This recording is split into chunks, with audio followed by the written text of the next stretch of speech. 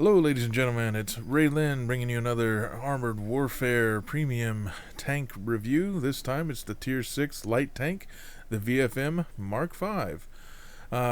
If you're not interested in listening to me go blah blah blah about the details of this premium tank and just want to hop into the action, you can click up at the top of your screen there and jump straight into the replay and see how this thing looks in action. Otherwise, stick around. I'm going to talk a little bit about the tank and the statistics. This tank looks a lot like some of the Stingrays. In essence, it's very similar in a lot of ways to the Stingray tanks in both looks and in performance. However, the biggest difference with this tank is that it actually has some armor. Now, this isn't armor in the way that a main battle tank has armor. You can see that at 180 from the front, 55 at the side, and 35 at the rear, the hull isn't exactly that weak. And the turret being 155 at the front, 100 at the side, and 35 at the rear also doesn't seem to be that weak. But the modifiers on both are actually less than 1, so the effective armor is not as good as this. But it still has about 2 to 3 times more armor. The Stingray series actually doesn't have anything for armor except for the Stingray 2, which actually gets an upgrade that increases the frontal hull armor to well over 300 millimeters of armor, and it's actually more effective than that because they have slightly better hull and turret modifiers. They all play very similar, and they all have very, very bad armor. For a Tier 6 light tank, though, this is probably one of the best in the game. This is one of the tanks that I would definitely recommend you get if you like the playstyle of a light tank. But if you don't, you might want to pass, because this does run just as much as the MBT-70 at 3,250 gold. And if we click up here real quick and check out how much that's going to cost you, you're going to have to go ahead and buy the 5,000 gold, unfortunately, because there's nothing in between. So it's going to run you about $22. It's actually less than that, but you'll have some gold left over to pick up this tank. I think it is one of the best premium tanks in the game. It is pretty much like a medium tank from World of Tanks. It has some armor. Autocannons are going to have a very tough time getting through the front of your tank, and there are a lot of autocannons in this game. It's extremely fast, hits semi-hard depending on how you set up your crew and your retrofits, and it's just overall just a very, very good package, especially even when you compare it to the Stingrays in the rest of the dealer trees. It's actually kind of a little bit of all of them put together into one tank. I wouldn't say it's overpowered at all. I'd say it's just balanced right in there with the rest of the Stingray line. It's just very good, a well-rounded tank. So let's talk real quick about the stats. The damage, 364 damage. This is with the armor-piercing ammunition. If we switched up to the heat, it would be up to 423 damage per shell with only 266 millimeters of penetration versus the armor-piercing's 303. That's really good for a Tier 6. You're going to be able to punch through almost anything, even frontally, except for maybe a Challenger. If you get into a Tier 8 match, most main battle tanks you're not going to be able to go through frontally. Damage per minute, 4,409. This will go up a little bit more once my crew hits level 5 and they get a slight boost. But otherwise, that's pretty damn good for a Tier 6 light tank. For a premium, that's extremely good damage per minute. It's going to be able to take one hell of a beating at 1,859 hit points. That is increased a little bit because I do have a retrofit in there that's giving me a little bit of a boost to my health. And we already talked about the armor. It has a little bit of armor. It's less effective than you see here just because of the modifiers. It's mainly to bounce other light tanks and a lot of autocannons. So Terminators will not go through you very well. Warriors will not go through you. Even autoloaders like the Bagel Panzer will not go through you from the front. The maximum speed is nearly 70 kilometers per hour. It's 68. And it gets up to 32 kilometers an hour in 2.9 seconds. And that is, again, very, very quick for a tank, especially one that is actually fairly big. It's not a little tiny target. It's kind of big and square, but it does maneuver as if it's much smaller. The camouflage is very good at .261 across the board, no matter what terrain you're on. And it actually keeps most of its camouflage value even when it's moving. As long as you don't go full pedal to the metal, you'll retain a lot of your camo even while you're moving. Vision range 425 meters. That is much better than even the other Stingrays, who average around 400 meters. So your vision range in this tank is very good. The gun, cannon depression, 10 degrees. 10 degrees of cannon depression. It's very good over the front. You can ridgeline fight. You can hide your hull and use your turret, which is kind of angled and goofy looking. So it does bounce a lot of shots that you don't think it might. It actually gets 2 degrees of gun depression over the rear end if you're just running away and you decide you want to take a few pot shots while you're running. You can do that too. Turret traverse, 58 degrees per second. It's very, very good. I will mention that the hull traverse speed, however, on this tank, unless you use retrofits and some crew skills, isn't the best. It's good, maybe around 28 to 30 degrees per second, but you can make that much, much, much better with the crew skills and some retrofits, and it actually ends up being fairly unnoticeable as far as a weakness, but it still doesn't turn on a dime like say a wheeled light tank would. The reload time is pretty good, just under 5 seconds. Once my crew is at level 5, that'll drop down just a little bit more. So the reload time is very good. The accuracy is pretty good at 0.12. Again, once my crew hits level 5, that'll go down to 0.11. But the targeting time, as a base, it starts off about 3 seconds. Most of the Stingray line is also around 3 seconds. But this is already lowered by my crew skills, and it'll go down just a little bit more. So the aim time on this is a little long. It makes it kind of hard to track targets, even though your turret traverse is very good and you can stay on target. Your aim circle is going to be bouncing around a lot, unfortunately. And that, in a nutshell, is the stats for this thing. So let's, again, we'll go over real quick. The commander, of course, I always use Maximilian. And all of my premium tanks, you might go with Sabrina here. She is kind of like the light tank master or mistress of of the commanders.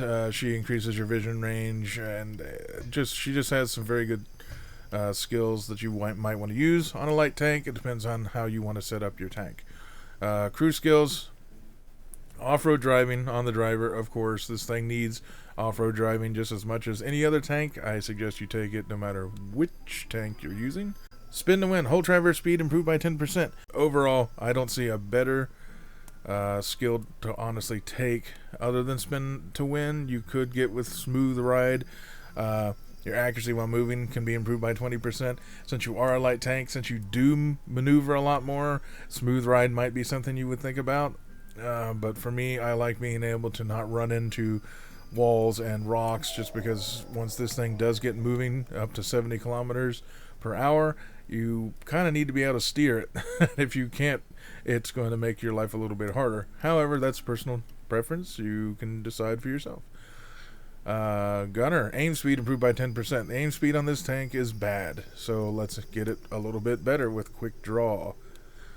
Shoot from the hip, the minimum accuracy. That's when the accuracy circle is as large as it can get, improved by 20%. Now, this would work pretty good with smooth ride because you're already improving your on-the-move accuracy by 20%. And this improves how good your accuracy is going to be when you're on the move and the circle bloom is at its largest. Even without smooth ride, however, I still want to take this because even though the accuracy is good, the aim circle still can be even better. There's no real reason for me, in my opinion, since you're so maneuverable, to increase the sniping accuracy by using marksman. But you can switch out marksman and shoot from the hip. Just depends on your playstyle. Rapid fire. The faster you can fire, the more damage you can do, the faster you can shoot your way out of trouble if you get into it. Preparation. Ammo swap speed improved by 20%. Now, I do carry... since this is a tier 6 tank, I carry more armor piercing than heat. It does have a pretty healthy loadout here of 50 rounds, but if you're swapping and you're in a match, whether it's PvE or PvP, and you're just saying, well, I'm going to shoot more heat, it just improves that swap speed between the two types of shells that you get by 20%. You might want to set yourself up to do more module damage, you can do that as well with explosive shells. If you're having trouble in PvP, especially that your ammo rack keeps getting knocked out, you can increase the ammo rack hit points by 40%, but I really don't think that's a necessary thing. Ammunition, this is what you get. High explosive plastic, heat, and armor piercing. I never take high explosive plastic. I think it's just a waste of time. So this is what I do. I go with a healthy amount of armor piercing for the main battle tanks that you're sure to run into, along with a bunch of Terminators and other tanks that have a lot of ERA. But I still take some heat, so when I notice that there's a lot less heavy tanks and a lot more like Bagel Panzers and Warriors spawning, then I'll heat my way through them just to get that little bit more damage. As you can see, it's quite significant, almost 100 more damage. And that is personal preference for you as well. Consumables, as usual, I take the spare parts, the energy drink, and the medical kit. These are the premium versions that have passive effects. The spare parts improves the repair speed of all your modules by 10%. The energy drink gives your crew skills a boost by 5% for a battle. And the medical kit increases the crew resilience by 15%. All extremely useful. You can always swap them out for their lesser versions, the repair kit and the first aid kit. You can swap out the energy drink for the protein bar or the fire extinguishers, but again, I almost never have been ever caught on fire in PvE or even in PvP, but that might be just because I focus on PvE. In PvE, though, you always want to bring your low, mid, or high tier field maintenance kit. It restores 20% of your tank's health and gives you back all of your ammunition. On longer battles, Rolling Thunder, for example, you're going to end up running low on ammunition, especially if you're taking shot after shot after shot, and there's a lot to shoot at. So once you start getting down to where the only thing you have left is 10 heat shells, you might want to think about healing yourself and getting your ammunition back. But that is personal preference. Retrofits. This tank ends up getting one of every single type of retrofit, from firepower to armor to mobility and technology. I went down the Russian tank line, so I put in my firepower slot, the biggest fire power upgrade I could get, which is the experimental propellant Mark III, a 7.5% boost to my damage. This tank doesn't hit that hard per shot, especially when compared to, say, a main battle tank, so I thought I might as well make it better. The Mark II internal hull reinforcement is just pure health. This is a light tank. It has no armor. You take a lot of hits and a lot of stray hits from artillery, or even your autocannons, if they catch you out of position, will just rip through your health. Even though you think you've got a lot, they'll teach you otherwise. This just adds even more health to the tank. Acceleration, the air induction pre-cleaners Mark II. This adds to your acceleration. It's already really good on the acceleration, so I mainly got this for the whole traverse speed, increased by 12.5%, which is amazing. You can really get this tank moving really good with awesome acceleration and even really good turning speed if you start to focus more on the mobility of the tank. The intercom systems, it's just a pure crew skill increase. It just increases everything that they do by 6.25%. Once I have the Challenger 1 completely upgraded, that'll go up to 7.5% boost to all your crew skills. That's just really, really good in my opinion. If you have a technology slot and you have nothing else to throw in there, I think intercom systems are probably as good as you can get. And that is the VFM Mark V. It is a very fast, very hard hitting for a light tank. Excellent gun, decent armor in the front. It's going to protect you. It's going to troll people, in fact. So it does, and I'll show you real quick, it does get smoke grenades, but unlike most other premium tanks that get smoke grenades, you actually end up getting 3. So this thing can be a stealthy little pain in the rear end for most people, because you can get spotted several times a match and you can completely blind everybody with your smoke grenades up to 3 times. It's only got a 5-second cooldown, and you can just keep throwing them out there and you can get into trouble, shoot your way out of it with the help of the smoke grenades. And I think overall this tank is just a great mix of the Stingrays with some hardiness and a very, very good gun for the tier. And just to show you how much of a troll the armor can be on this thing, I've got a replay for you. Stick around. I'll see you on the battlefield. And here we are on the Anvil map again. This seems to be what kept coming up when I was trying to do a few replays here for you all. As you can see, instantly this thing does take off. The acceleration is awesome. We're already up to 65 kilometers an hour, and we've only gone maybe 100 feet. Since I'd already played this map a few times since patch 0.12 it came out, I kind of knew where things were going to be spawning now, so I wasn't too worried about getting shots. Now you can see, even though I'm not loading heat, that XM1 is still really, really tough to penetrate. Even shooting at the lower plate, I only get a yellow indicator, so I can only go through his lower plate maybe not even half the time. Even the back of the turret, on the side, it looks like that even though it's showing green, it just decided it didn't want to go through. But now that I got some side shots at his rear end, the weakest part of his armor, you know, it's still a crapshoot with the XM1 as to whether or not you'll penetrate. It is probably one of the toughest tier 6 main battle tanks in the game, even after the so-called nerf. Russian T-72A, it looks like. I just can go right through his lower plate. Of course, he turns his side, so Russian armor on the side is good, but not 300 millimeters of penetration good. The lower plate on most of the Russian tanks is obviously pretty weak. As long as you got a good accuracy, you can generally go through them. I decided, since no one else is on this part of the map, I would just go ahead and run over the objective there to kill the howitzer. It looks like Romka 99. The problem with all of the Romka style Terminator 2 styles is that generally the easiest thing to hit is the sides of the turret, even though you do half damage because it is an unmanned turret, but it is an easy target to penetrate most of the time. It still gives me trouble and trolls people to no end. Just really weird. Firing on the move. Smooth ride probably would have helped a little bit on the accuracy there. I went up and very wide and over. Looks like Stingray back there. You saw that I just went right through the front of his turret. They just don't have any armor whatsoever compared to the VFM Mark V. Just kind of sad because they're a lot of fun, these kind of tanks. Quick and maneuverable with good guns and good gun depression.